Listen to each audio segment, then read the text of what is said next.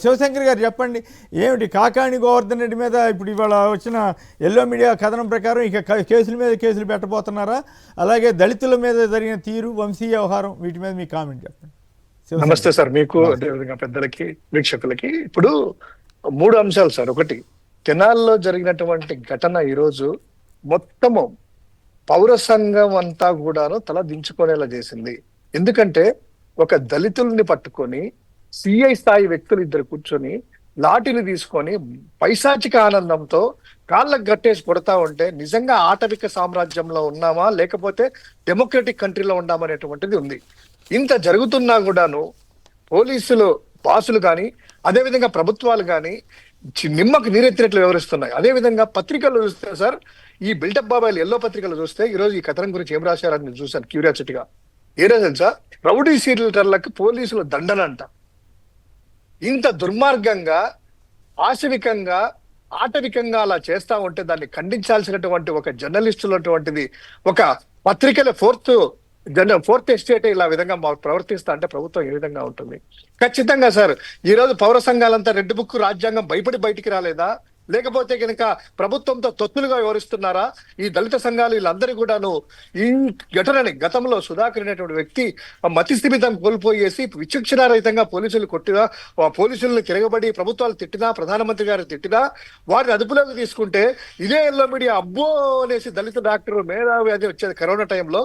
ఈ రోజు ఒక దళితుడిని నడి వీధిలో కొడతా ఉంటే ఈ కనీసం అంటే కనుక దాన్ని నోరు మెదపని సోకాల్డ్ మేధావులందరికి కూడాను ఇది ఒక అంశంగా దీన్ని దృష్టిలో తీసుకోవాలి సార్. ఇక రెండవది, వల్లభనేని వంశీ సంబంధించినటువంటిది ఇదే చంద్రబాబు నాయుడు గారి హయాంలో అప్పుడు జరిగినటువంటి అవకతవకలైనటువంటిది సంబంధించినటువంటిది వాళ్ళ ప్రభుత్వంలోటి. అప్పుడు ఆయనే మీరు చూపించినట్టు మాట్లాడుతూ ఎంఆర్ఓ దీనికి సంబంధించినటువంటి వ్యక్తి కదా, ఎంఆర్ఓని బాధ్యం చేయాలి, అవసరమైతే నేనున్నాను వంశీ, గవర్నర్ను కలుస్తాను, నేనే ప్రెస్ పెట్టి పెడతా అన్నారు కదా. ఈ రోజు సరే, మీరు అన్నట్టు వంశీ మీద కక్ష సాధింపు చర్యలు చేస్తున్నారు. మీరు చెప్పినట్టే ఎంఆర్ఓ కదా ఇచ్చింది, ఆ ఎంఆర్ఓ మీద కేసు పెట్టారా? ఆ ఎంఆర్ఓను కూడా జైల్లో తీసుకున్నారా? నిజంగా అక్కడ జరిగి ఉంటే అప్పుడు రెవెన్యూ మంత్రి కూడాను బాధ్యుని చేశారా? అతను ఎమ్మెల్యేనే కదా, రెవెన్యూ మంత్రే కదా, లేదా హౌసింగ్ మినిస్టర్ కానీ వీళ్ళందరినీ కూడా బాధ్యులు చేసి వాళ్ళని కూడా ఈ విధంగా జైల్లోకి పంపించారా?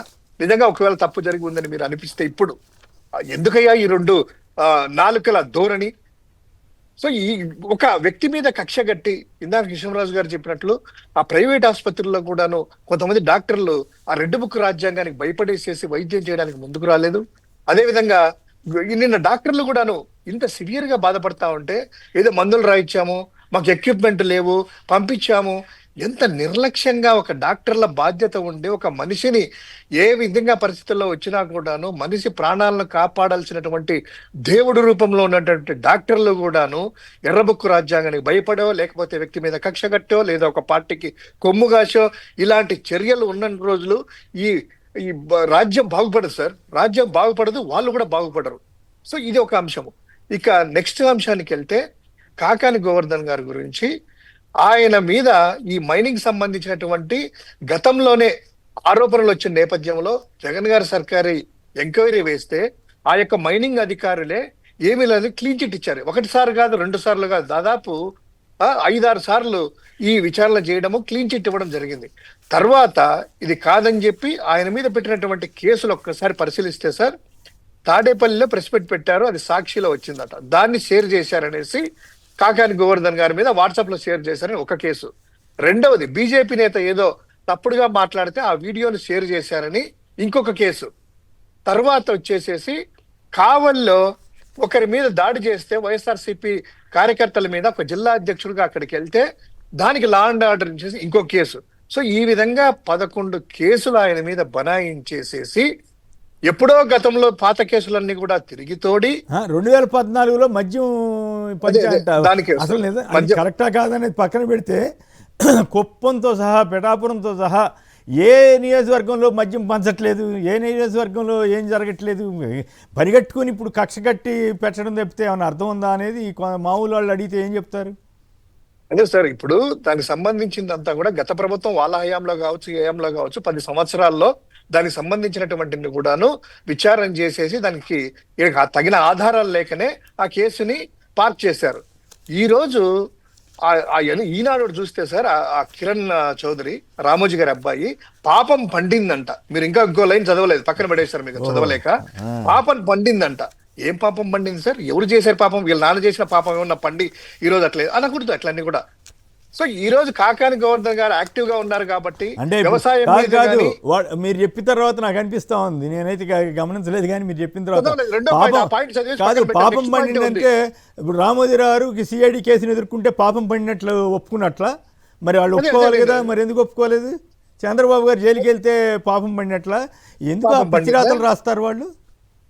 అదే ఎంత అక్కసు ఉంది ఈ పార్టీ మీద, ఈ వ్యక్తుల మీద. వాళ్ళు జర్నలిజం చేస్తున్నారా లేదా బ్రోకరేజం చేస్తున్నారా లేదా అనేటువంటి మీనింగ్ వచ్చేట్టుగా వాళ్ళ రాతలు ఉంటే Right. ఆ దుర్మార్గమైన రాతలు. 2014 జరిగిందంటే ఇప్పుడు కేసు అంట. అదే ఏంటో అదే. మరి ఇడ్డూరం. ఇప్పుడు సార్ ఒకటి కాకాని గోవర్ధన్ గారు బాగా యాక్టివ్ గా ఉన్నారు సార్, జిల్లా అధ్యక్షుడిగా. అది అసలు నెల్లూరు కారణం అది. జిల్లాలో ఒక్క సీటు గెలవకపోయినా కూడాను వాళ్ళ అధికార పక్షానికి నీళ్లు దాపిస్తున్నారు. అవును. నీళ్లు దాపిస్తున్నారు. ఎక్కడెక్కడ ఏం జరిగినా, అన్యాయం జరిగినా ఇమ్మీడియట్ గా ప్రజల తరపున పోరాటం చేస్తుంటే అతన్ని అనగదొక్కాలి, నెల్లూరులో చేంజ్ అయిపోతుంది, మొత్తం అంతా వ్యతిరేకత వస్తుంది ప్రజల్లో, ఇలా కాకాని గోవర్ధన్ లాంటి వ్యక్తులు, యాక్టివ్ గా ఉండే వ్యక్తులని లోపలేస్తే మిగతా వాళ్ళు యాక్టివ్ కాకుండా పోతారు అనేటువంటి ఒక అభద్రతా భావంతోనే ఈరోజు చేస్తున్నారు తప్ప అక్కడ ఏమీ లేదు.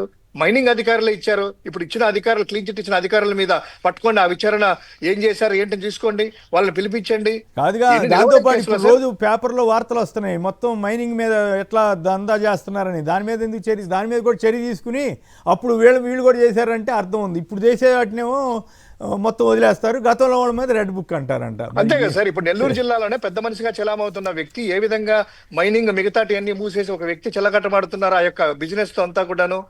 అది వాళ్ళు కాదు, తెలుగుదేశం పార్టీకి సంబంధించినటువంటి మైనింగ్ అసోసియేషన్ అందరూ బయటికి వచ్చేసేసి చెప్పారు. అయ్యా అని వాపోతున్నారు, మాకు ఇబ్బంది జరుగుతుంది, మా మైనింగ్ అంతా కూడా ఒకరే చెప్పారు స్వాధీనం కదా. చేసుకుంటున్నారు. రైట్.